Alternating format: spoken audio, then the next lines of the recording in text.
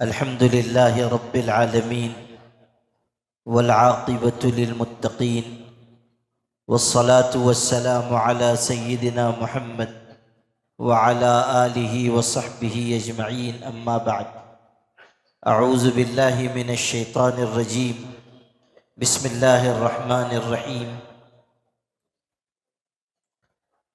أمن هو قانت آناء الليل ساجدا وقائما يحذر الآخرة ويرجو رحمة ربه قل هل يستوي الذين يعلمون والذين لا يعلمون إنما يتذكر أولو الألباب صدق الله العظيم. وقال النبي صلى الله عليه وسلم مثل فضل العالم على العابد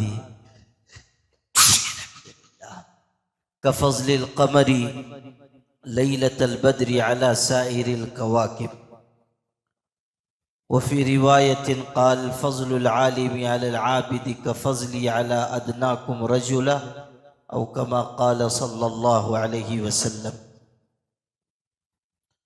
آج کی اس بابرکت مجلس کے صدر محترم، سماجی اور رفاہی کاموں میں پیش رہنے والے خادم قوم و ملت جناب حاجی یوسف سیٹھ نیشنل والے، مسجد منیر کی اور مدرسہ منیر کی خدمت کرنے والے ہمارے مخلص جناب مسعود بھائی ممتا دوٹیری والے،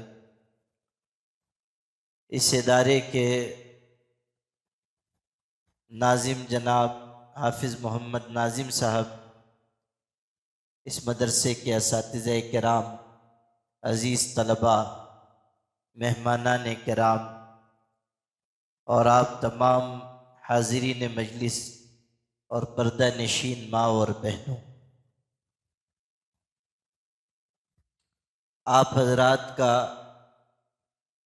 مدرسہ منیر کے اس پروگرام میں بڑی تعداد میں شریک ہونا آپ کی اس مدرسے سے محبت کی نشانی ہے اور اس بات کی علامت بھی ہے کہ یہ مدرسہ آپ کے نونہالوں کی اچھی خدمت انجام دے رہا ہے. جو بچے بچیاں یہاں پڑھ رہے ہیں الحمدللہ وہ تعلیمی لحاظ سے آگے بڑھ رہے ہیں. چونکہ اس مسجد اور مدرسے سے مجھے خصوصی تعلق ہے، میں برابر جائزہ لیتا رہتا ہوں اور مدرسے کے بارے میں مفید مشورے بھی پیش کرتا ہوں اور یہاں کے اساتذہ کرام کو بھی ہدایتیں دیتا ہوں. اللہ کا کرم ہے کہ یہاں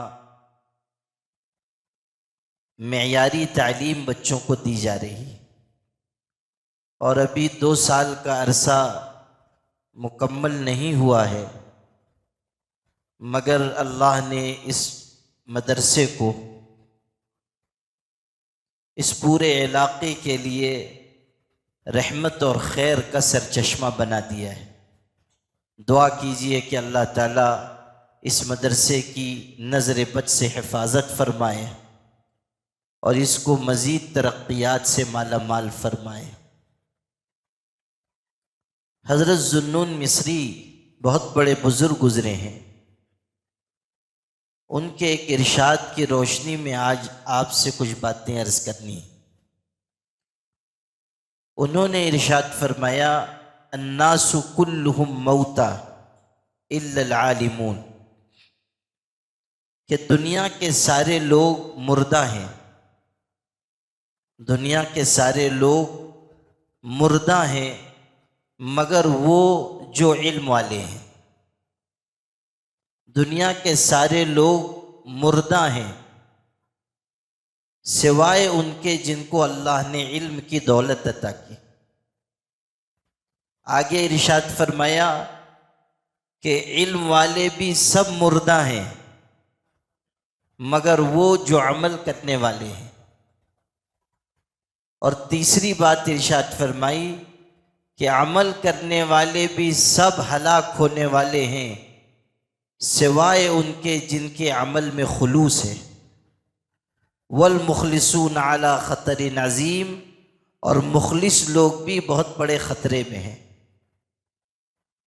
4 جملے ہیں اور چاروں بہت قیمتی ہیں۔ اب پہلی بات کی روشنی میں میں آپ کو کچھ باتیں سمجھاتا ہوں۔ دیکھیے، اللہ نے جو دین ہمیں عطا کیا ہے وہ علم کا دین ہے، علم کا دین ہے، اور بغیر علم کے آپ عمل نہیں کر سکتے۔ جب تک آپ سیکھیں گے نہیں، عمل کیسے کر سکیں گے؟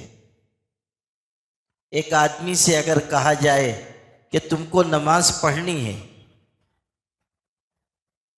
صرف آپ کا یہ کہنا اس سے کہ تم کو نماز پڑھنی ہے، اس سے کام نہیں چلے گا جب تک کہ اس نے نماز سیکھی نہ ہو۔ اگر اس کو علم نہ ہو کہ نماز کیسے پڑھنی ہے، وہ پڑھ سکتا ہے؟ نہیں پڑھ سکتا ہے۔ اگر کسی کو یہ پتہ نہ ہو کہ وضو کیسے کرنا ہے، اس کی نماز ہوگی؟ نہیں ہوگی۔ کوئی آدمی ہے، آپ اس سے کہیے کہ تم کو روزہ رکھنا ہے، اس کو علم نہیں روزہ کیسے رکھا جاتا ہے، روزہ رکھ سکے گا؟ نہیں رکھ سکے گا۔ دین پر چلنے کے لیے علم ضروری ہے، علم کے بغیر آپ دین پر عمل نہیں کر سکتے، قرآن پاک پر عمل نہیں کر سکتے، حضرت نبی کریم صلی اللہ علیہ وسلم کے ارشادات، آپ کی ہدایتوں پر عمل نہیں کر سکتے۔ سب سے پہلی چیز جس کی آپ کو ضرورت ہے وہ علم ہے۔ اسی لیے کہتے ہیں العلم امام العمل، العلم امام العمل، کہ علم جو ہے وہ عمل کا امام ہے، علم عمل کا امام ہے، یعنی یہ لے کر چلنے والا ہے۔ امام کون ہوتا ہے؟ جس کے پیچھے پیچھے ہم چلتے ہیں، امام وہی ہوتا ہے نا جس کے پیچھے ہم چلتے ہیں۔ اس نے رکوع کیا، ہم نے رکوع کیا، اس نے سجدہ کیا، ہم نے سجدہ کیا۔ حالانکہ آج کل ہم لوگوں کے ہاں مقتدی کم ہیں، امام زیادہ ہیں، اور کچھ لوگ اماموں کے بھی امام بن جاتے ہیں۔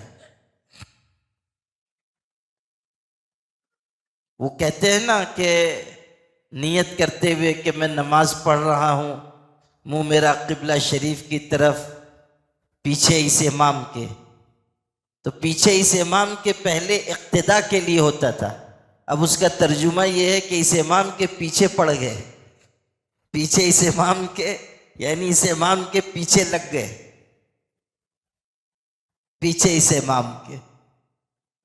امام اقتداء کے لیے، اقتداء مطلب پیروی کرنا، اس کے پیچھے پیچھے چلنا۔ لیکن بہت سے لوگ ایسے ہیں جو امام کے پیچھے لگ جاتے ہیں، اس کو تنگ کرتے ہیں، اسی کے پیچھے نماز پڑھ رہے ہیں اور اسی کی غیبت کرتے ہیں، اسی کی برائی بیان کرتے ہیں۔ ہوٹل پہ بیٹھے تو امام صاحب ایسے، امام صاحب ویسے، ان کا پٹارا کھل گیا، اور کوئی نہیں ملا تو امام مؤذن کی حالت خراب۔ میرے والد صاحب رحمۃ اللہ علیہ کہتے تھے کہ لوگ اماموں کو اسی نظر سے دیکھتے ہیں جیسے ایک دن کی دلہن کو دیکھتے ہیں۔ جب دلہن گھر میں آتی ہے تو سب اس کے اوپر نظر رکھتے ہیں، کیسے چل رہی ہے، کیسے کھا رہی ہے، کیسے پی رہی ہے۔ تو امام کے اوپر بھی لوگ ایسی ہی کڑی نظر رکھتے ہیں۔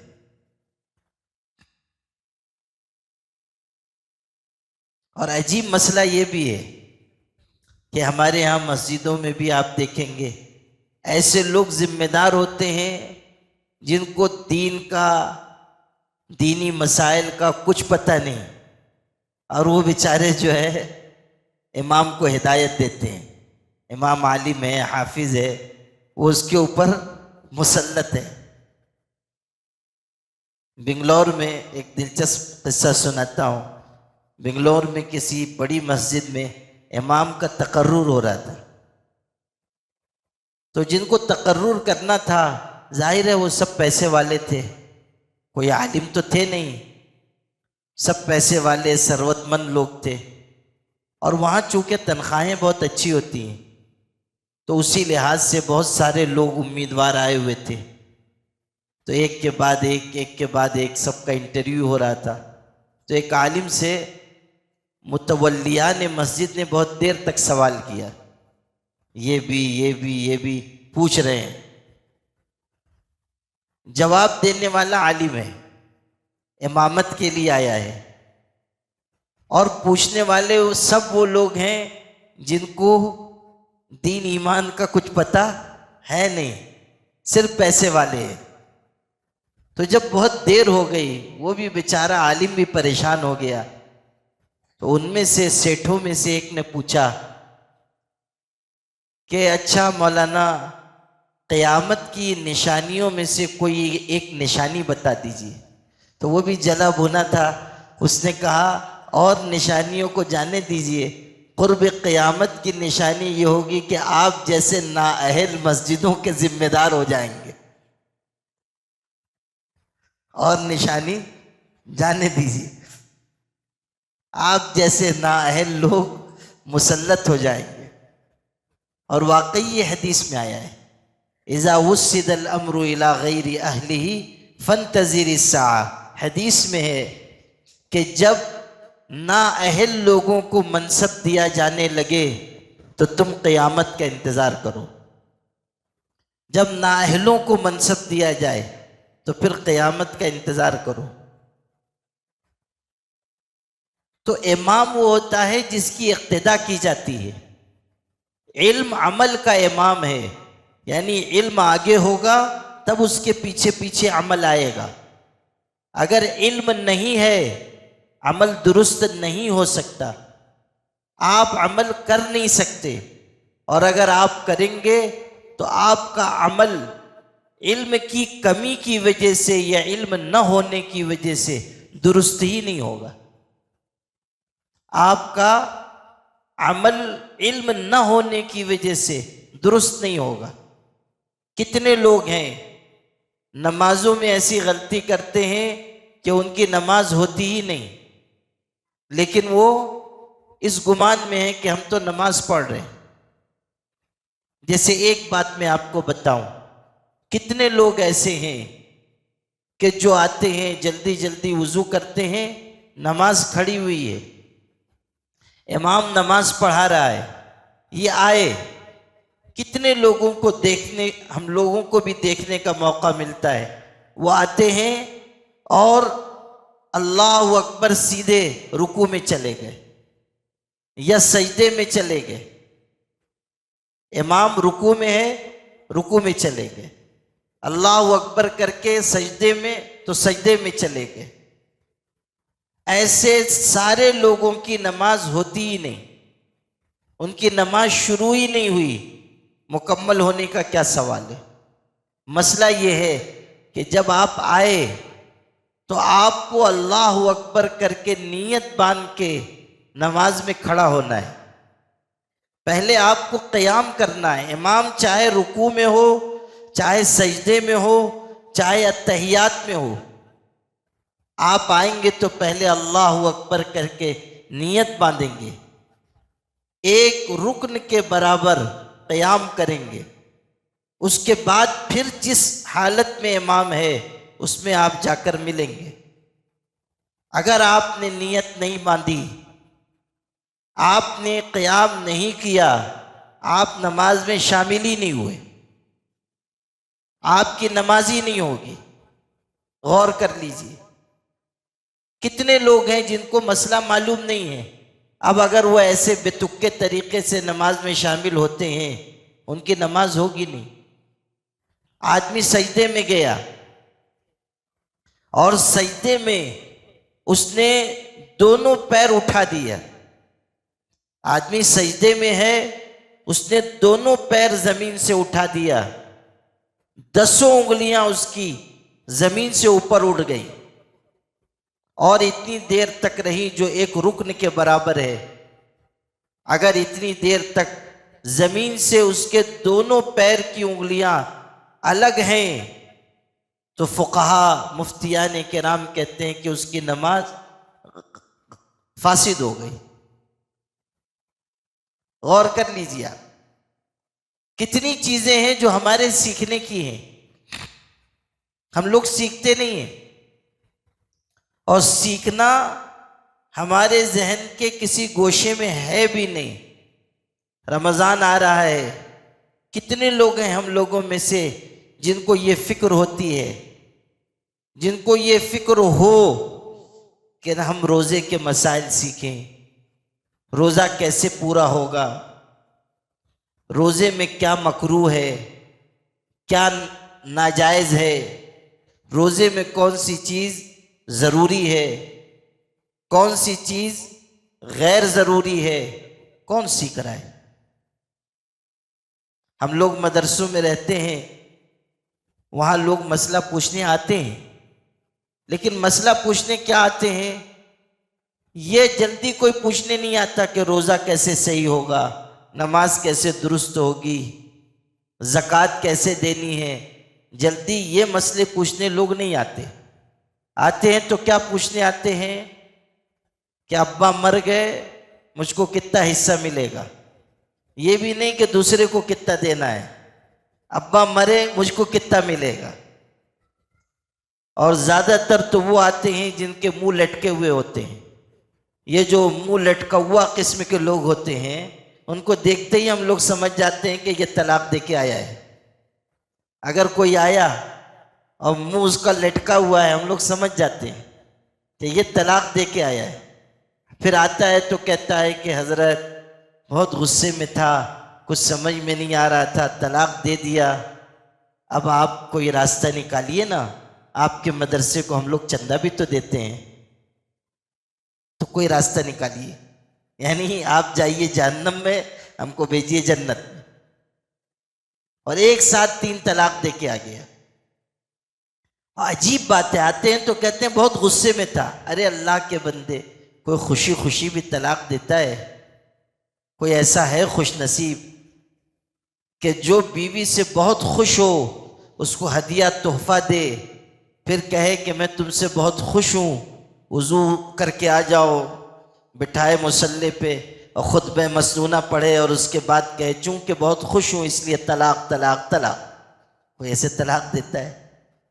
ارے سب غصے ہی میں تو طلاق دیتے ہیں۔ اور ہم لوگوں کو طلاق دینے کا سلیقہ تک نہ آیا۔ اورنگ آباد سے ایک صاحب نے مجھ کو فون کیا، کہنے لگے کہ میرے ایک دوست نے اپنی بیوی کو 100 طلاق دے دیے، پڑھی کہ نہیں پڑھی؟ میں نے کہا 3 پڑھ گئی ہے، 97 بچا کے رکھ کے بعد میں کام آئے گی، 3 تو پڑھی۔ ایک سے ایک ہے۔ ایک تو آیا غضب کا، کہنے لگا طلاق تو دی ہے مگر توئیں سے نہیں دی، تے سے دی، پڑھی کہ نہیں پڑھی؟ ایک سے ایک ہے، بولے توئیں سے نہیں دی ہے، تے سے دی ہے۔ تو یہ جو ہے، جو لوگ مسئلہ پوچھنے آتے ہیں وہ وراثت کا مسئلہ زیادہ تر پوچھ رہے ہیں، یا طلاق دے دیتے ہیں تو آتے ہیں۔ حالانکہ ہمیں اپنی زندگی کی مختلف عبادتوں سے کے بارے میں معلوم کرنا چاہیے کہ میری عبادت کیسے درست ہوگی، نماز کیسے ٹھیک ہوگی۔ خود غور کر لیجئے، اتنے سارے لوگ یہاں ہیں، خود سوچئے کہ ہم نے نماز سیکھی ہے؟ اگر میں پوچھوں کہ نماز کے فرائض کتنے ہیں، نماز کے اندر فرض کتنے ہیں، نماز کے باہر فرض کتنے ہیں؟ ابھی یہ بچے جنہوں نے پروگرام پیش کیا، ان لوگوں کو یہ سب سکھایا جاتا ہے اور یہ جلسوں میں پیش بھی کرتے ہیں، بیان بھی کرتے ہیں کہ وضو کے فرائض اتنے، غسل کے فرائض اتنے، نماز کے اندر کے فرائض اتنے، باہر کے فرائض اتنے. بہت سے لوگ تو اسی میں بھی جنبل ہو جائیں گے، یہ جو میں کہہ رہا ہوں کہ نماز کے باہر کے فرائض اور اندر کے فرائض. ہاں بولیں گے یہ کون سے دو قسم کے کہاں سے آ گئے؟ حالانکہ اس مسئلے کی بات ہے. نماز کے باہر کے چند فرائض ہیں، پھر نماز کے اندر کے چند فرائض ہیں، اور دونوں کا وجود ضروری ہے.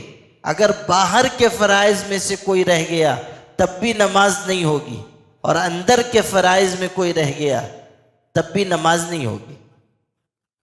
ہم لوگ سیکھتے ہیں. یا اگر پوچھ لوں میں کہ ذرا بتائیے کہ نماز کے فرائض کتنے ہیں، اچھے خاصے نمازی لوگ نہیں بتا پائیں گے. پوچھوں گا نہیں، گھبرائیے مت، پوچھوں گا نہیں. لیکن اگر میں پوچھ لوں تو خود سوچئے کہ کتنے لوگ بتا پائیں گے کہ نماز کے باہر کے فرائض بتائیے، نماز سے پہلے کے، نماز کے اندر کے فرائض بتائیے. سیکھا نہیں ہم نے. نماز کن چیزوں سے باطل ہو جاتی ہے اس کو کہتے ہیں مفسدات صلاۃ. نماز کو باطل کر دینے والی چیزیں. ہم میں سے کتنے ہیں جن کو یہ معلوم ہے کہ نماز ان چیزوں سے باطل ہو جاتی ہے، فاسد ہو جاتی ہے؟ نہیں معلوم. لا علمی ہماری بہت بڑی ہوئی ہے، علم نہیں ہے. آپ کو یہیں کا قصہ سناتا ہوں. یہ طیب مسجد ہمارے محلے کی ہے، کئی سال پہلے کا قصہ ہے. وہاں کے لوگ آئے، مقتدی لوگ، مجھ سے مسئلہ پوچھنے لگے. کہنے لگے وہ نا ایسا ہوا کہ نماز ہو رہی تھی اور چڑیا اڑتی ہوئی آئی اور پنکھے سے ٹکرا کر گری اور مر گئی. نماز پہ کوئی اثر پڑا کہ نہیں؟ میں نے کہا اس کی میت سے نماز کا کیا تعلق ہے؟ یعنی ہم لوگوں کی لا علمی کی بات ہے نا. یہ ٹھیک ہے کہ آ کر پوچھ لیا، یہ بالکل صحیح عمل ہے. آدمی کو جو نہ معلوم ہو، چاہے وہ کوئی بات ہو، پوچھ لینا چاہیے. فاسألوا اہل الذکر ان کنتم لا تعلمون. اگر نہیں جانتے ہو جاننے والوں سے پوچھ لو، یہ تو بالکل صحیح بات ہے. لیکن آپ کو یہ بتا رہا ہوں کہ موٹی موٹی باتیں ہم کو نہیں معلوم. ایسی باتیں جو ہر مسلمان کو معلوم ہونا چاہیے ہم کو نہیں معلوم ہے. اب جیسے وضو ہے، وضو کے بغیر نماز نہیں ہوگی. وضو کے فرائض پوچھئے، کئی مسلمان ایسے ہوتے ہیں نہیں معلوم ہے. غسل کے مسائل پوچھئے، نہیں معلوم ہے. عورتیں بھی سن رہی ہیں، کتنی عورتیں ہیں شادی ہو کر 20 سال ہو گئے، 25 سال ہو گئے، لیکن ان سے پوچھئے کہ ناپاکی سے پاک ہونے کے لیے جو غسل کیا جاتا ہے آپ کو اس کا طریقہ معلوم ہے؟ نہیں معلوم. نہانا الگ چیز ہے اور شرعی غسل الگ چیز ہے. وہ غسل جو آدمی پاکی حاصل کرنے کے لیے کرتا ہے وہ الگ چیز ہے، اور جو نہاتا ہے وہ الگ چیز ہے. کتنے مرد ہیں، کتنی عورتیں ہیں جن کو شرعی غسل کا پتہ نہیں، جانتے نہیں کہ غسل کیسے کیا جائے گا، پاکی کیسے حاصل کی جائے گی. اب سوچئے اگر کوئی مرد یا عورت پاک نہیں ہے اور وہ نماز پڑھ رہا ہے، روزہ رکھ رہا ہے، قرآن کی تلاوت کر رہا ہے، پاک نہیں ہے، کیسے اس کی عبادت ہوگی؟ پاکی ناپاکی کے مسائل ہم سیکھ نہیں رہے ہیں. عمر ہو گئی لیکن غسل کے فرائض یاد نہیں، غسل کیسے کیا جائے یہ علم نہیں. یہ بہت نازک باتیں ہیں جس کا ہم سب کو احساس ہونا چاہیے. ہمیں فکر ہونی چاہیے کہ اگر میں نے نہیں سیکھا ہے اب سیکھ لوں. ورنہ یاد رکھیے علم نہ ہونے کی وجہ سے جو نقصان عمل کا ہوگا آخرت میں ہم اس پر پکڑے جائیں گے۔ اور صرف یہ نہیں، ہر شعبے میں بقدر ضرورت علم حاصل کرنا ضروری ہے۔ اگر کوئی آدمی تجارت کر رہا ہے، تجارت میں کیا حلال ہے کیا حرام ہے یہ سیکھنا اس کے لیے ضروری ہے۔ اگر نہیں سیکھے گا گنہگار ہوگا۔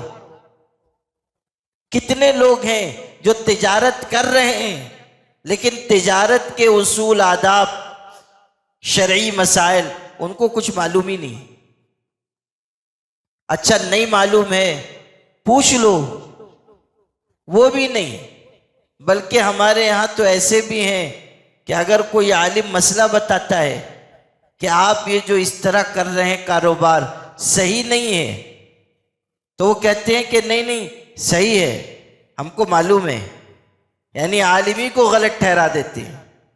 وہ بیچارہ عالم 10-12 سال پڑھ کے رہا جاہل، اور ہمارے ہاں کا لوم چلانے والا لوم چلاتے چلاتے بن گیا شیخ الاسلام ابن تیمیہ۔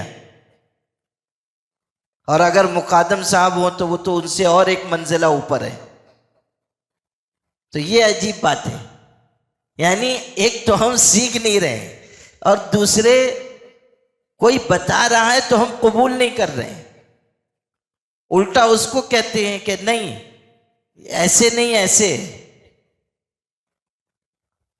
یہ چیز ہمارے لیے نقصان دہ ہے۔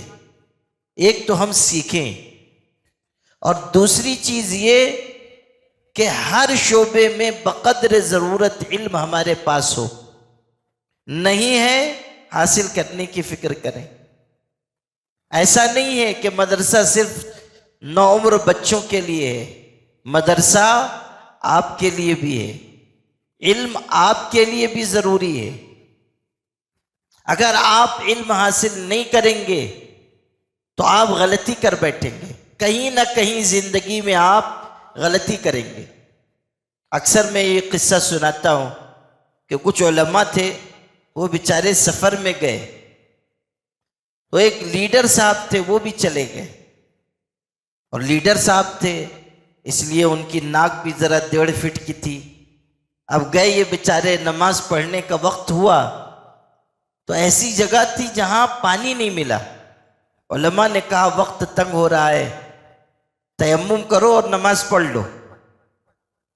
تو اب ان کو چاہیے کیا تھا، نہیں معلوم تھا پوچھ لیتے، لیکن انہوں نے سوچا ہم تو لیڈر ہیں، ہم پوچھیں گے تو ہماری ناک کٹ جائے گی، تو خود دماغ چلایا کہ وضو کی جگہ تیمم ہے، وضو پانی سے کیا جاتا ہے، تیمم مٹی سے کیا جاتا ہے۔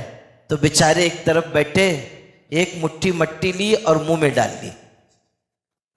اب جو منہ میں انہوں نے مٹی ڈالی تو کسی عالم نے جو ساتھ تھے دیکھا، کہا اجی حضرت آپ یہ کیا کر رہے ہیں؟ انہوں نے فرمایا کلی کر رہا ہوں، کلی کر رہا ہوں۔ وہ تو اچھا ہے کہ یہیں دیکھ لیے، ورنہ ناک میں بھی مٹی ہی چلی جاتی۔ تو اگر آپ نہیں سیکھیں گے تو کہیں نہ کہیں غلطی کر بیٹھیں گے اور اس کا نقصان ہوگا۔ سیکھنا ضروری ہے، اور سیکھنے میں شرم کی ضرورت نہیں ہے، اور سیکھنے کی کوئی عمر بھی نہیں ہے۔ جمعہ کے دن سورہ کہف پڑھی جاتی ہے، ہم سب پڑھتے ہیں۔ سورہ کہف میں واقعہ آیا ہے حضرت موسیٰ علیہ السلام کا اور حضرت خضر کا۔ حضرت موسیٰ اور حضرت خضر کا واقعہ ہے۔ حضرت موسیٰ علیہ السلام پیغمبر ہیں، عمر بھی ان کی اچھی آ چکی تھی، اور خود نبی ہیں، اور نبی بھی کوئی معمولی نہیں، ایسے پیغمبر ہیں جو کلیم اللہ ہیں، اللہ سے بات چیت کرنے والے پیغمبر ہیں۔ اللہ نے ان کو خطاب دیا ہے، ان کی خصوصیت بیان کی ہے، کلم اللہ موسیٰ تکلیما، قرآن میں۔ حضرت موسیٰ علیہ السلام ایک دن تقریر کرنے کے لیے کھڑے ہوئے اور بہترین تقریر فرمائی۔ کسی نے پوچھ لیا کہ سب سے بڑا عالم کون ہے؟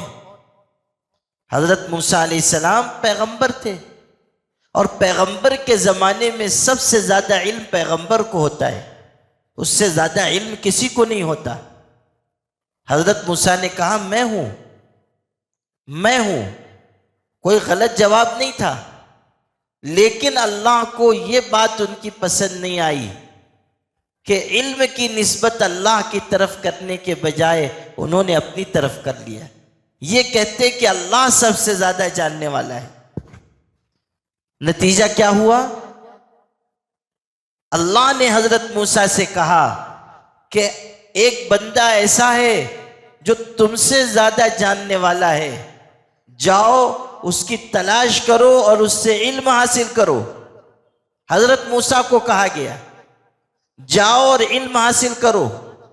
آپ کو جو بات بتانی ہے وہ یہ کہ موسیٰ علیہ السلام پیغمبر ہیں، اچھی عمر آ چکی ہے، 40 سال کی عمر سے پہلے تو کسی کو نبوت نہیں ملی، اس وقت کتنی عمر ان کی رہی ہوگی، اس عمر میں حکم ہوا کہ جاؤ علم حاصل کرو۔ اس سے پتہ چلا کہ سیکھنے کی کوئی عمر نہیں ہے، جس عمر میں بھی ہو آدمی کو سیکھنا ہے۔ ایسا نہیں کہ چھوٹی عمر ہے تبھی سیکھیں گے، نہیں، اگر آدمی کی عمر ہو گئی، جوانی کو پہنچ گیا یا بڑھاپے کو پہنچ گیا، اس وقت احساس ہوا تب سیکھ لے۔ کتنے لوگ ہمارے بھائیوں میں ایسے ہوں گے، بہنوں میں، قرآن نہیں سیکھ سکے، ٹھیک ہے، کسی غفلت کی وجہ سے یا گھر کے حالات کی وجہ سے یا کسی تنگی پریشانی کی وجہ سے بچپن میں نہیں سیکھ سکے، اب اللہ نے آپ کو موقع دیا ہے، اب سیکھ لیجئے، لیکن ہم لوگ نہیں سیکھتے۔ ہر مسجد میں بڑی عمر کے لوگوں کے لیے تعلیم کا انتظام ہونا چاہیے، اور بڑی عمر کے لوگ کوئی شرم نہ کریں، اس لیے کہ دنیا میں اپنے آپ کو نیچا دکھا لینا یہ بہتر ہے اس سے کہ آخرت میں ہمیں شرمندگی ہو۔ آج ہم سیکھ لیں، یہ کتنی زیادہ ہمارے لیے محرومی کی بات ہے کہ ہم اللہ کا پاک کلام نہ پڑھ سکیں، اللہ کی کتاب نہ پڑھ سکیں، کتنی شرم کی بات ہے۔ کتنے مسلمان بھائی بہنیں ہمارے ایسے ہیں ان کو قرآن پڑھنا نہیں آتا۔ میرے بھائیوں، ہمیں اس کا درد ہونا چاہیے کہ اگر آج تک میں نہیں سیکھ سکا اب میں سیکھوں گا، اللہ کا پاک کلام پڑھوں گا۔ قرآن کے بغیر کیسے مومن کی زندگی گزر سکتی ہے؟ اللہ کی پاک کتاب کے بغیر کیسے زندگی گزر سکتی ہے؟ ہمارے اندر احساس آئے، ہم سیکھیں اللہ کا پاک کلام، ہم قرآن مجید سیکھیں، مسائل سیکھیں، عبادتوں کو درست کریں۔ تو سب سے پہلی چیز جو ضروری ہے وہ ہے علم۔ سارے لوگ مردہ ہیں سوائے ان کے جو علم والے ہیں۔ پھر دوسری چیز، والعالمون کلہم موتا الا العاملون، کہ سارے علم والے بھی مردہ ہیں سوائے ان کے جو عمل کرنے والے ہیں۔ مان لیجئے کسی شخص کو علم آ گیا، مسائل معلوم ہیں، فضائل معلوم ہیں، کس چیز پر کیا اجر ہے معلوم ہے، عبادت کیسے کی جائے گی معلوم ہے، لیکن عمل نہیں کرتا، تو یہ عمل نہ کرنے والا اللہ کی نگاہ میں بہت بڑا مجرم ہے۔ جس کو علم ہو اور پھر وہ عمل نہ کرے وہ اللہ کی نگاہ میں مجرم ہے۔ علم تو عمل کے لیے ہے نا، علم اس لیے نہیں ہے کہ آپ دوسروں کو نصیحت کریں، علم اس لیے نہیں ہے کہ آپ تقریر کریں، علم اس لیے نہیں ہے کہ آپ لوگوں میں بڑے بن کر رہیں، نہیں، علم عمل کے لیے ہے۔ اگر ہم عمل نہیں کر رہے ہیں تو پھر ہمارا علم بیکار ہے، یا ہمارے اندر علم ہے لیکن ہم علم کو چور دروازے ڈھونڈنے کے لیے استعمال کر رہے ہیں تو ہمارا علم کام کا نہیں ہے۔ کچھ لوگ ایسے ہوتے ہیں جو علم سے ادھر جانے کے بجائے ادھر جانے لگتے ہیں، یعنی راہیں ڈھونڈتے ہیں، راستے نکالتے ہیں. کچھ ایسے علم والے ہوتے ہیں کہ جیسے جیسے ان کا علم بڑھتا ہے عمل گھٹتا چلا جاتا ہے، اور وہ راہیں ڈھونڈتے ہیں کیسے ہم راستہ بنائیں، کیسے ہم اپنے لیے چور دروازہ تلاش کریں. آپ دیکھیں گے بعض علماء کو وہ کہتے ہیں یہ چیز عام لوگوں کے لیے جائز نہیں ہے، ہمارے لیے جائز ہے. کیسے جائز ہوئی؟ وہی چور دروازہ ڈھونڈتے ہیں، چور دروازہ تلاش کرتے ہیں. یہ چیز صحیح نہیں ہے، یہ چیز صحیح نہیں ہے.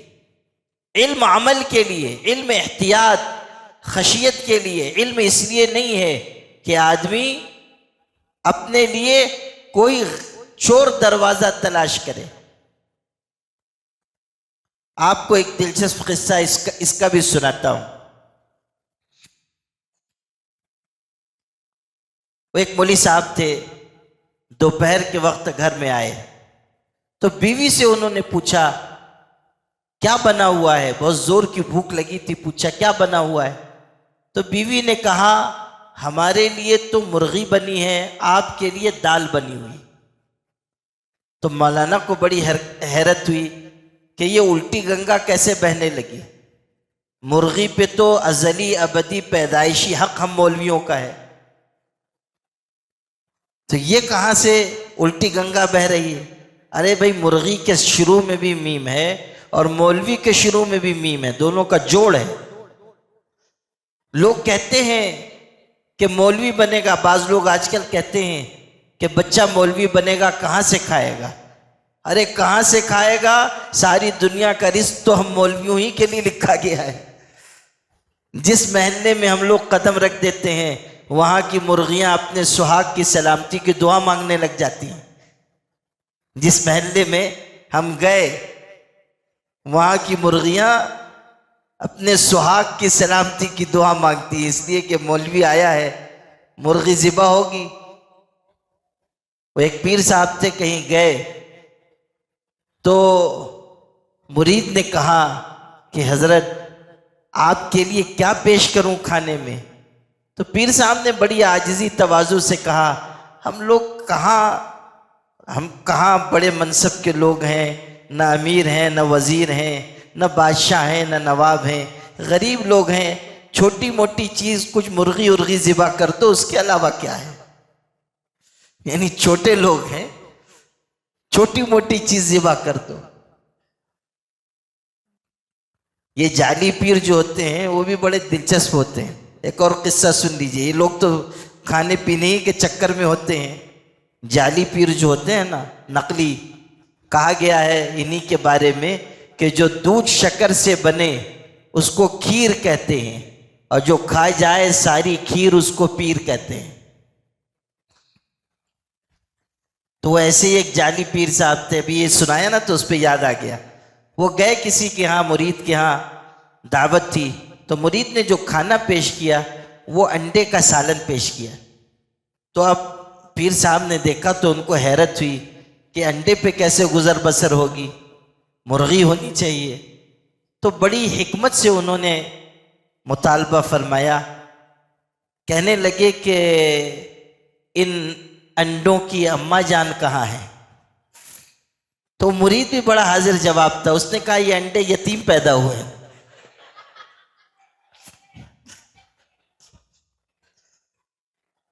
تو ایسا بھی ہوتا ہے. جو بات سنا رہا تھا وہ یہ کہ نہیں یہاں سے یہ جو ہے نا، یہ بچہ جو ہے بڑی گڑبڑ کر رہا ہے، یہاں پہ کچھ اس میں گڑبڑ ہوگی تو یہ آواز رک گئی. ارے میاں تم اس کو ادھر روانہ کرو ذرا، اور تم دونوں تینوں بھی جا کے ذرا باہر پیچھے بیٹھو. عزیزم، ہاں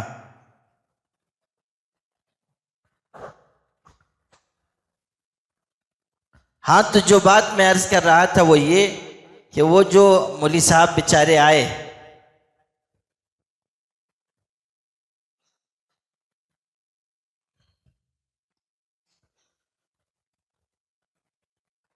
یہ ایسی زبردست قوم ہے، چین کی فوج ہے،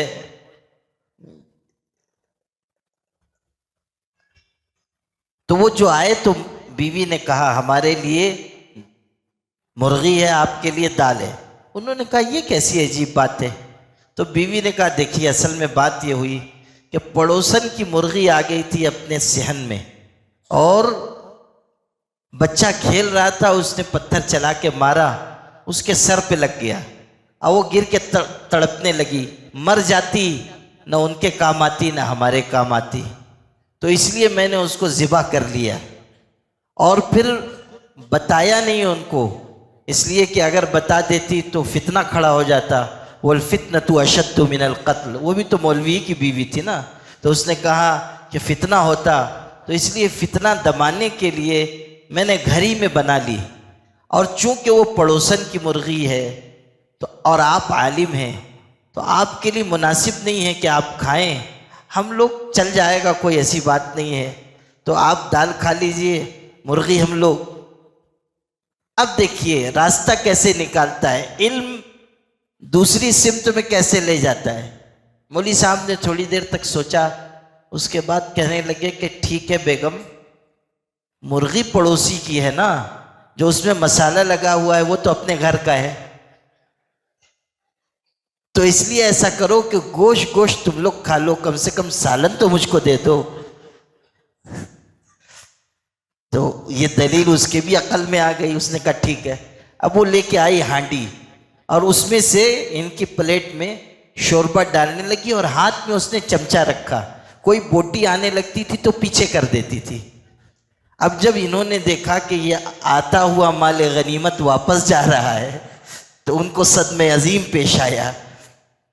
تو جب 2-3 دفعہ یہ حادثہ ہوا تو مولوی صاحب نے کہا اللہ کی بندی، جو خود سے آ رہی ہے اس کو آنے دے، جو خود سے آ رہی ہے اس کو آنے دے۔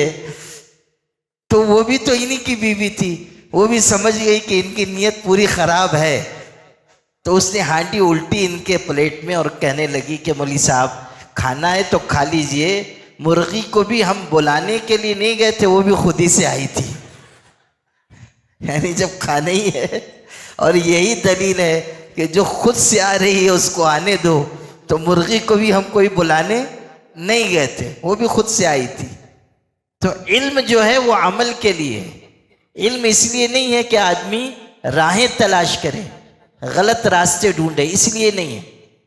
اب آپ کو ایک دوسرا واقعہ احتیاط کا سناتا ہوں۔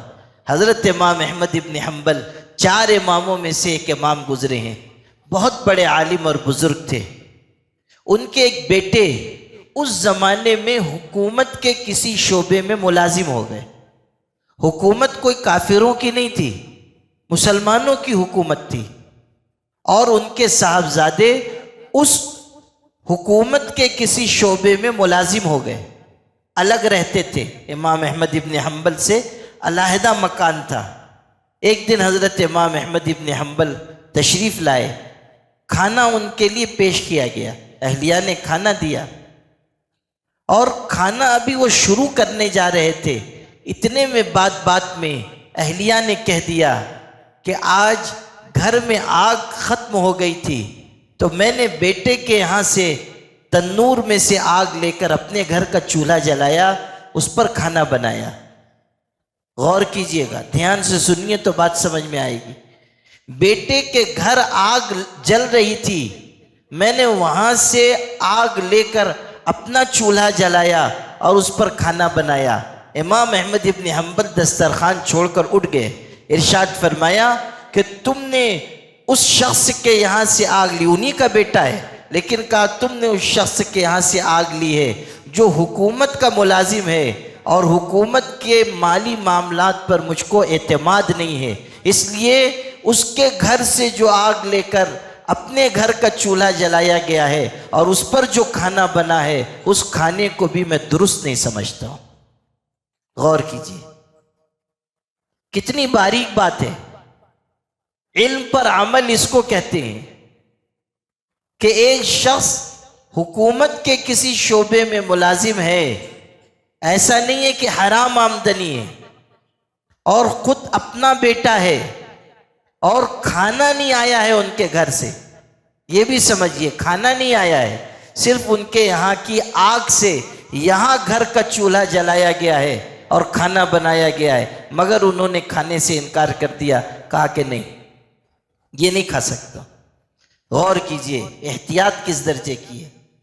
حضرت امام ابو حنیفہ رحمۃ اللہ علیہ کتنے بڑے شخص تھے، وہ امام اعظم تھے۔ ایک دن سخت گرمی کے زمانے میں دوپہر کے وقت لوگوں نے ان کو دیکھا کہ دھوپ میں کھڑے ہوئے ہیں، کسی کا انتظار کر رہے ہیں، پسینے میں بھیگے ہوئے ہیں۔ تو کسی نے پوچھا، حضرت آپ کھڑے ہوئے ہیں دھوپ میں، کیوں کھڑے ہوئے ہیں؟ انہوں نے کہا کسی کا انتظار ہے۔ تو وہ شخص کہنے لگا کہ حضرت یہ پاس میں مکان ہے، اس کی دیوار کا سایہ ہے، سائے میں کھڑے ہو جائیے، آپ پسینے میں بھیگ رہے ہیں۔ تو امام ابو حنیفہ نے فرمایا، اصل بات یہ ہے کہ یہ جو مکان والا ہے یہ میرا مقروض ہے، اس پر میرا قرض ہے۔ اگر میں اس کے گھر کی دیوار کے سائے میں کھڑا ہو جاؤں، مجھ کو یہ اندیشہ ہے کہیں قیامت کے دن اللہ سود کھانے والوں میں میرا شمار نہ کر دے۔ یعنی میں نے قرض دیا ہے تو اس کے گھر کی دیوار کے سائے سے بھی فائدہ اٹھانا نہیں چاہتا۔ حدیث پاک میں یہ بات آئی ہے کہ جو قرض نفع کھینچ کر لاتا ہے وہ سود ہے، جو قرض نفع کھینچ کر لاتا ہے وہ سود ہے۔ اس حدیث کی طرف اشارہ کیا کہ اگر اس کی دیوار کے سائے میں کھڑا ہوں گا، کہیں ایسا نہ ہو کہ سود کھانے والوں میں میرا شمار ہو جائے۔ سود بہت بڑا گناہ ہے۔ حضرت نبی کریم صلی اللہ علیہ وسلم نے فرمایا ہے کہ سود کا ایک درہم 33 مرتبہ بدکاری کرنے سے زیادہ سخت گناہ ہے۔ ایک درہم، آپ غور کیجئے۔ ایک حدیث میں یہ بات ہے کہ سود کے 60 سے زیادہ کچھ حصے ہیں، سب سے ہلکا حصہ یہ ہے کہ کوئی اپنی سگی ماں کے ساتھ زناکاری کرے، یہ سود کا گناہ ہے۔ تو حضرت امام ابو حنیفہ رحمۃ اللہ علیہ نے کس درجے احتیاط کی غور فرما لیجیے۔ یہ ہے کہ علم عمل کے لیے ہے۔ اب تیسری بات سناتا ہوں، والعاملون كلهم موتى الا المخلصون، عمل کرنے والے بھی سب ہلاک ہوں گے مگر وہ جو خلوص رکھنے والے ہیں۔ یعنی انسان میں علم ہو، عمل ہو اور پھر خلوص ہو، اخلاص ہو، جو کرے اللہ کے لیے کرے۔ مقصد یہ نہ ہو کہ لوگ مجھ کو دیکھیں، مقصد یہ نہ ہو کہ لوگ مجھ کو اچھا سمجھیں، مقصد یہ نہ ہو کہ لوگ مجھ کو نیک اور پارسا خیال کریں۔ نہیں، جو لوگ اس مقصد سے عبادت کرتے ہیں قیامت کے دن سب کے سب اللہ کی نگاہ رحمت سے محروم کر دیے جائیں گے۔ حدیث میں ہے کہ جو لوگ ریاکاری کرتے ہیں، یعنی دکھاوے کے لیے عمل کرتے ہیں، اللہ تعالیٰ آخرت میں ان سے کہے گا، انا اغنی الشرکاء، میں شریکوں میں سب سے زیادہ بے نیاز ہوں، تم نے جس کے لیے عمل کیا تھا جاؤ اس سے تم اپنے عمل کا اجر لے لو، میں تم کو اجر نہیں دوں گا۔ تم نے جس کو دکھانے کے لیے عمل کیا، آج جاؤ تم اس سے عمل کا اجر لے لو۔ دکھاوا نہ ہو، ریاکاری نہ ہو۔ ہم کچھ خرچ کر رہے ہیں صرف اس لیے خرچ کریں کہ اللہ راضی ہو جائے۔ ہم نماز پڑھ رہے ہیں، مقصد یہ ہو کہ اللہ راضی ہو جائے۔ ہم روزہ رکھ رہے ہیں، مقصد یہ ہو کہ اللہ راضی ہو جائے۔ ہم کسی غریب مسکین کی مدد کر رہے ہیں، مقصد یہ ہو کہ اللہ راضی ہو جائے۔ رات کو تہجد پڑھ رہے ہیں، مقصد یہ ہو کہ اللہ راضی ہو جائے۔ کوئی بھی عمل ہم اس لیے نہ کریں کہ دنیا کے لوگ ہم کو اچھا سمجھیں، ہر عمل اس لیے کریں کہ میرا اللہ راضی ہو۔ یہ ہے خلوص۔ قرآن پاک میں ہے وَمَا أُمِرُوا إِلَّا لِيَعْبُدُوا اللَّهَ مُخْلِصِينَ لَهُ الدِّينَ، لوگوں کو یہ حکم دیا گیا ہے کہ وہ عبادت کریں خالص اللہ کے لیے، صرف اللہ کے لیے عبادت کریں، کوئی اور مقصد نہ ہو۔ اگر کوئی اور مقصد دل میں آ گیا، عبادت ہماری گئی۔ کتنے لوگ ہیں رات کو تہجد پڑھتے ہیں اور کسی نہ کسی بہانے سے لوگوں پہ ظاہر کرتے ہیں۔ وہ جو میں رات کو تہجد کے لیے اٹھا تو آسمان پہ دمدار ستارہ نظر آ رہا تھا۔ اب یہ جو دمدار ستارہ دکھ رہا ہے جس کی دم سے یہ لٹکے ہوئے ہیں، وہ اس لیے تاکہ یہ پتہ چلے کہ ہم تہجد پڑھتے ہیں، اعلان کر رہے ہیں۔ ہمارے مشائخ نے، اولیاء نے، بزرگوں نے یہ بات لکھی ہے کہ کوئی انسان خلوص کے رتبے کو اس وقت تک پہنچ نہیں سکتا جب تک کہ وہ اپنی نیکیوں کو اسی طرح نہ چھپانے لگے جیسے اپنے گناہوں کو چھپاتا ہے۔ اپنی نیکیوں کو چھپانا چاہیے، ظاہر نہ کریں۔ یہ اظہار کی چیز نہیں ہے، یہ چھپانے کی چیز ہے۔ اور اگر اظہار ہو رہا ہے تو پھر سمجھ لیں کہ ہماری نیت کا قبلہ درست نہیں ہے۔ وہ ایک صاحب تھے، دلچسپ قصہ ہے کہ ایک صاحب تھے، نماز پڑھ رہے تھے مسجد میں، دیر تک نفلی نماز پڑھ رہے تھے۔ تو ایک اجنبی آدمی تھا دوسرے محلے کا، وہ دیکھ رہا ہے کہ پڑھے جا رہے ہیں۔ تو اس نے بازو والے سے پوچھا، کوئی قریب میں رہا ہوگا، یہ کون صاحب ہے؟ تو انہوں نے تعارف کرانا شروع کیا، ایسے ہیں۔ وہ اپنا نماز پڑھ رہے ہیں، جن کا تعارف ہو رہا تھا وہ نماز میں، اور ادھر ان کا تعارف ہو رہا ہے۔ تو تھوڑی دیر گزری، ادھر تعارف مکمل ہو گیا، تو وہ جن کا تعارف کرایا جا رہا تھا نیت توڑ کے کہتے ہیں، ابے تو نے یہ تو بتایا نہیں کہ میں نے 6 حج بھی کیا ہے۔ نہیں سمجھے لگتا ہے، ہاں؟ وہ جس کا تعارف کرایا جا رہا تھا اس کا کان ادھر ہی لگا ہوا تھا کہ میرے بارے میں کیا بیان ہو رہا ہے۔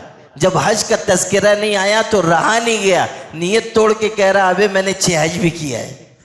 تو یہ اظہار ہے کہ ہم نے نماز پڑھی، ہم نے حج کیا، ہم نے عمرہ کیا۔ یہ اظہار کی چیزیں نہیں ہیں، یہ چیزیں چھپانے کی ہیں، یہ چیزیں اللہ اور اس کے بندے کے درمیان رہنے کی ہیں۔ خلوص کے ساتھ ہم عمل کریں۔ خلوص عمل میں طاقت پیدا کرتا ہے۔ تو 3 چیزیں ہوئی، علم، عمل اور خلوص۔ اب سمجھیے، یہ تینوں چیزیں حاصل کرنے کے لیے ہمیں ایک چیز کی ضرورت ہے، اور وہ ہے اللہ والوں کی صحبت اختیار کرنا، اللہ کے نیک بندوں سے تعلق رکھنا۔ یہ جو ہمارا نظام ہے، خانقاہ کا نظام، پیری مریدی کا نظام، وہ اسی لیے ہے کہ آدمی عمل کے راستے پر آئے اور اس کے عمل میں خلوص پیدا ہو۔ عمل ہم کر رہے ہیں لیکن خلوص کا مرتبہ ہم کو اس وقت حاصل ہوگا جب ہم کسی سے تربیت حاصل کریں گے۔ اللہ والوں کی جو جوتیاں سیدھی کی جاتی ہیں، اللہ والوں سے جو بیعت کی جاتی ہے، اللہ والوں سے جو تعلق قائم کیا جاتا ہے، وہ اسی لیے تاکہ ہمارے اندر اخلاص آئے، اور یہ اخلاص کی دولت اللہ والوں کے دل سے مرید ہونے والوں کے دل میں منتقل ہوتی ہے۔ جو مرید ہوتے ہیں، بیعت ہوتے ہیں، اور ان کے اندر اچھی نیت ہوتی ہے کہ ہماری اصلاح ہو جائے، ہم آگے بڑھنے والے بن جائیں، ہماری عبادت اچھی ہو جائے، تو اللہ تعالیٰ اس نیت کی برکت سے ان کے اندر یہ رتبہ پیدا کرتا ہے، یہ صفت پیدا کرتا ہے، خلوص پیدا کرتا ہے۔ خلوص حاصل کرنے کے لیے اللہ والوں کی صحبت اور تربیت ضروری ہے۔ یہ بیعت ہونا، مرید ہونا کوئی رسمی چیز نہیں ہے، یہ بزرگوں کی ایجاد بھی نہیں ہے۔ لوگ ایسا سمجھتے ہیں کہ بزرگوں نے کوئی طریقہ ایجاد کیا، نہیں، ہمارے آقا حضرت محمد مصطفیٰ صلی اللہ علیہ وسلم نے یہ طریقہ امت کو دیا ہے۔ حضور بیعت فرماتے تھے، قرآن پاک میں بیعت کا ذکر ہے، خود حضور صلی اللہ علیہ وسلم کو حکم ہوا کہ جب عورتیں مرید ہونے کے لیے آئیں تو آپ ان کو مرید کر لیا کیجئے، بیعت کر لیا کیجئے۔ سورہ ممتحنہ کی 12 نمبر کی آیت ہے جس میں یہ ارشاد ہے، بیعت ہونے سے انسان کے اندر تبدیلی آتی ہے، اور آہستہ آہستہ آدمی آگے بڑھتا جاتا ہے، پھر ذکر اذکار اور اپنے مرشد کی صحبت کی برکت سے اس کے دل کی دنیا تبدیل ہوتی ہے، اس کے دل کی دنیا بدلتی ہے۔ علامہ اقبال کا ایک شعر ہے، خیرت کے پاس خبر کے سوا کچھ بھی نہیں، تیرا علاج نظر کے سوا کچھ بھی نہیں۔ ابھی حضرت مولانا فاروق صاحب نے شعر سنایا تھا، پتہ نہیں آپ لوگوں نے یاد کیا کہ نہیں۔ نہ کتابوں سے، نہ وعظوں سے، نہ زر سے پیدا، زر کہتے ہیں پیسے کو، نہ کتابوں سے، نہ وعظوں سے، نہ زر سے پیدا، دین ہوتا ہے بزرگوں کی نظر سے پیدا۔ یعنی اللہ والوں کی جب نگاہ پڑتی ہے تب انسان کے اندر تبدیلی آتی ہے، تب اس کا رجحان دین کی طرف ہوتا ہے۔ یہ چیز ہم سب کے سیکھنے کی ہے۔ پہلے یہ نظام عام تھا، لوگ اس پر توجہ دیتے تھے۔ اب چونکہ ہمارے اندر علم نہیں ہے، سمجھ نہیں ہے، دین کی طرف رجحان نہیں ہے، اس لیے بہت سے لوگ جانتے نہیں کہ یہ نظام کیا ہے، اور اگر کچھ جانتے بھی ہیں تو سمجھتے ہیں کہ ہم کو ضرورت نہیں ہے۔ وہ سمجھتے ہیں کہ ہم تو خود ہی پیر ہیں ماشاءاللہ، اس لیے ہم کو ضرورت نہیں ہے کہ ہم کسی کی جوتیاں سیدھی کریں، کسی سے بیعت ہوں، ہم کو ضرورت نہیں ہے۔ حضرت مولانا رشید احمد گنگوہی بہت بڑے بزرگ گزرے ہیں، ان کی خدمت میں ایک دیہاتی آیا، کہنے لگا حضرت مجھ کو مرید کر لیجئے، مجھ کو مرید کر لیجئے۔ حضرت نے کہا مرید بننا اتنا آسان تھوڑی ہے۔ اس نے کہا پھر پیر بنا لیجئے۔ اس کے پاس بھی نسخہ تھا، اس نے کہا پھر پیر بنا لیجئے، یعنی مرید بنانا آسان نہیں ہے تو پیر بنا لیجئے۔ تو یہ چیز سیکھنے اور سمجھنے کی ہے کہ آدمی اپنی اصلاح و تربیت کے لیے، خلوص حاصل کرنے کے لیے، عمل پر قائم ہونے کے لیے کسی نہ کسی اللہ والے سے جڑے۔ قرآن پاک میں حکم ہے، یا ایھا الذین آمنوا اتقوا اللہ وکونوا مع الصادقین، اے ایمان والو اللہ سے ڈرو اور سچوں کا ساتھ اختیار کرو۔ ایک واقعہ سنا کر اپنی بات میں مکمل کر دیتا ہوں۔ حضرت خواجہ ابراہیم ادہم رحمۃ اللہ علیہ بہت بڑے بزرگ گزرے ہیں۔ ایک مرتبہ راستے سے گزر رہے تھے، دیکھا کہ راستے کے کنارے ایک شخص، ایک نوجوان شراب کے نشے میں مدہوش پڑا ہوا ہے، قے ہوئی ہے، کپڑا خراب ہے، چہرہ خراب ہے۔ اب آپ سوچئے ہم آپ ہوتے قریب جانا پسند نہیں کرتے، لیکن وہ اللہ والے تھے، دل ان کا نرم تھا، وہ قریب چلے گئے، کہیں سے پانی لے کر آئے، اس شرابی جوان کا چہرہ صاف کیا، اس کا کپڑا صاف کیا، پھر اس کے قریب بیٹھ گئے اور قریب بیٹھ کر اپنے دامن مبارک سے اس کو ہوا دینے لگے۔ شرابی جوان ہے، نشے میں ہے، لیکن ان کے دل کی نرمی دیکھیے، ان کی محبت دیکھیے، چہرہ صاف کیا، کپڑا صاف کیا، پھر اس کے سرہانے بیٹھ کر اپنے دامن سے ہوا دے رہے ہیں۔ جب اس کو ہوش آیا تو پہلی نظر اس کی پڑی حضرت کے چہرے پر، اور ان کو تو زمانہ جانتا تھا۔ حضرت خواجہ ابراہیم ادہم پہلے بادشاہ تھے، بادشاہت چھوڑ کر درویشی اختیار کی تھی، ایک زمانہ ان کو جانتا تھا، لوگوں کے دلوں میں ان کی عظمت تھی۔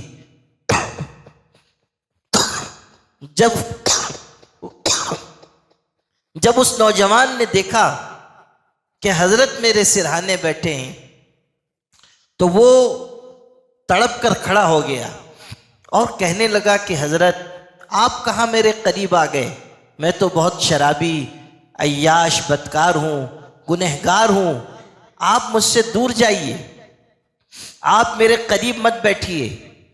پھر اس کی نظر پڑی چہرے پر، کپڑے پر، تو کہنے لگا شاید میرا چہرہ آپ نے صاف کیا، میرے کپڑے آپ نے صاف کیے، آپ نے مجھ کو اور گنہگار کر دیا، آپ فوراً یہاں سے تشریف لے جائیے۔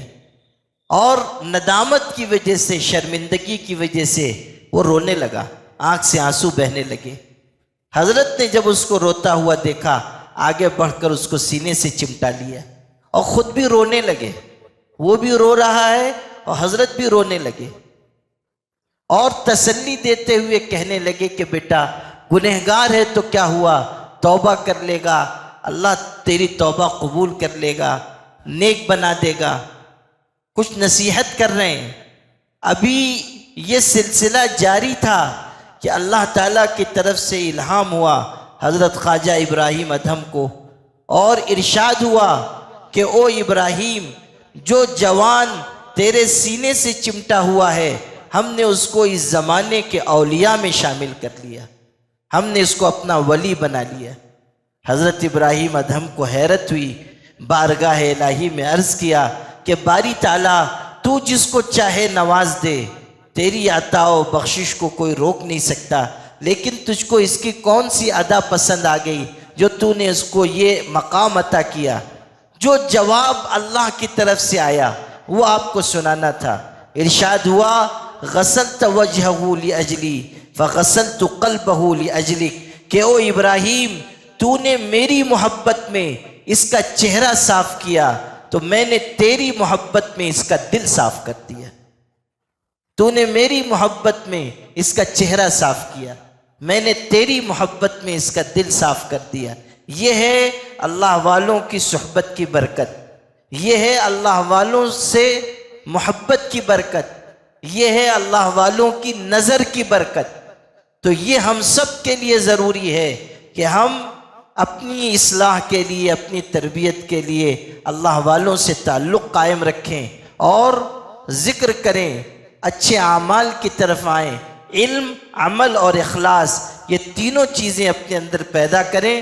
آپ سب کو انہی چند باتوں کے ساتھ ایک آخری توجہ دلانا چاہتا ہوں کہ آپ جس مدرسے میں آئے، جس کے جلسے میں آپ شریک ہوئے، جس مدرسے میں پڑھنے والے بچوں بچیوں کے پروگرام کو آپ نے دیکھا سنا، اس مدرسے کا آپ خوب تعاون کریں۔ اساتذہ کرام ماشاءاللہ خدمت کر رہے ہیں، لیکن میں یہ چاہتا ہوں کہ ہم اور اچھی تنخواہیں اپنے اساتذہ کو دیں۔